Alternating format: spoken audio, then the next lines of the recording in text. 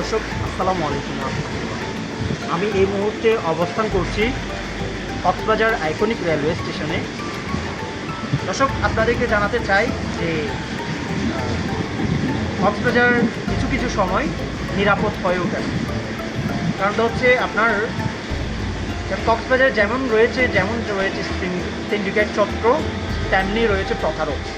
ঠিক আজকে এমনই একটা ভাইয়ের আমরা একটা দুঃখমধুর একটা কথা শুনবো যে তারা কক্সবাজারে এসেছে একটু শোকের জন্য, একটু শান্তির জন্য, কিন্তু তারা আজ মোবাইল ভাড়া সহ টাকা তাদের সব কিছু লুটপাট করা হয়েছে।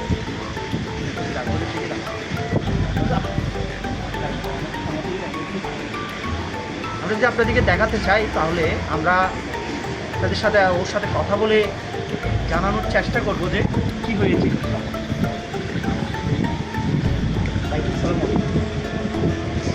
তার সাথে কি একটু কথা বলতে পারেন? আপনি যে বললেন যে আপনার মোবাইল নিয়ে ফেলা হয়েছে এবং আপনার 4,000 টাকা নিয়ে ফেলা হয়েছে, তো আপনার ঘটনাটা কোথায় ঘটেছে এবং কোথায় ঘটেছে এবং মানুষটা কীরকম করণীয় ছিল? আমি বলি, যখন সন্ধ্যা বেশি আমরা বাসায় যাইতেছি তখন আমাদেরকে বলতেছে জোরে বলে এই রুটে যদি আমরা যাই তাহলে শর্টকাটে বাসায় যাওয়া যাবে। উনি দেখতে সাদা একটা শার্ট পরা ছিল, মুরব্বী টাইপের ব্যবহারগুলো অনেক সুন্দর দেখাচ্ছে, মানে কাছাকাছি অনেক ভালো, আমাদের সাথে অনেক ভদ্র কথা বলতে ভালো। বিশ্বাস করলাম যে কক্সবাজারের মানুষের তো অনেক ভালো, অনেক শুনছি। তো আমরা আসার সময় যখন ওই রুটে মানে আমরা যে রুটে আছি এই রুটে বলতেছে যে একটু জ্যাম আছে, লেট হবে, বলতেছে ওই রুটে গেলে তাড়াতাড়ি হবে, জ্যাম নাই। তো আমরা যাইতেছি, তো যাওয়ার সময় একটু সামনে যে বলতেছে আমি দোকানে যাই, তোমরা একটু বসো। তো বসার সময় অনেক কিছু হলো, একটু পরে 4-5টা পোলাপান আসলো, আচ্ছা বালাপুরে জেগে দিচ্ছে যে তোমরা বাসা কই তারপরে তো বাসা কুমিল্লা বলেছে। হ্যাঁ, আমরা সব কিছু বলতেছি। তো হুট করে একটা মানে ওর সাথে কথা বলতেছে, ওরা বলতেছে তোমার মোবাইলটা দেখি একটু কল দেন বইয়া, যে আস্তে আস্তে বইয়া হয়ে গেল ওইদিকে। তো আর ওই দুইটা সেটা ওরা নামাই দিয়ে ও মোবাইলে লেগে গেছে, ওর টাকাগুলো আবার ঢুকে গেছে। যদি আপনার সাথে একটু কথা বলতে চাই তাহলে আপনাকে কি বিবেচনা করা হয়েছে বা কোনো আঘাত করা হয়েছে? আমার মোবাইলটা না হেজন চলে যাইতেছে, কিন্তু ভাই মোবাইল নিয়ে কই যান কয় দাঁড়াও ভাই আমি কথা কই আইতেছি, ঠিক আছে কথা কই আইতেছি কই হ্যাঁ গেল আর পিছি দিছে। আমি কই ভাই মোবাইলটা দিয়ে জানি এনে দাঁড়াই কথা বলেন, তুমি এদিকে আসছো কিন্তু ভাই বৃষ্টি পড়তেছে তো তখন তুমি এদিকে আসছো।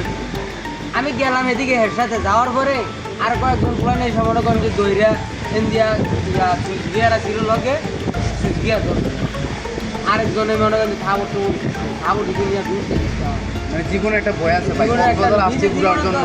এখানে আইসা যদি এই সিচুয়েশনে পড়ে যাবো, এটা আমরা কল্পনা ভাই পাই। কালকে আইছি গেছে, আজকে চলে যাওয়ার কোনো আমরা করতে আসবো না। ওটা আমি 2 টাকা হলো, আমার সাথে টাকা ছিল 4,000 টাকা ছিল, পুরো টাকা ভাই নিয়ে গেছে, মোবাইলটা নিয়ে গেছে।